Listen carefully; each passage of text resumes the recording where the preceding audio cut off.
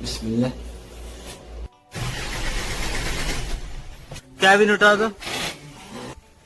ये stopper tight है ना, ये अभी ये निकालेगा ना वो चालू हो जाएगा। स्विच ऑन में केबल फ्री रहना चाहिए। अभी टाइट है इसलिए स्टार्ट नहीं हो रहा है। अभी फ्यूज इसका सही है कि नहीं है चेक करेंगे। स्विच ऑन है ना,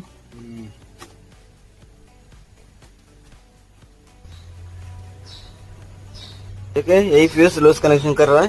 ये इंजन स्टॉपर का है। अभी देखिए केबल फ्री हो गया है। स्पेयर नहीं है ना, स्टार्ट करो, छोड़ दिया अभी।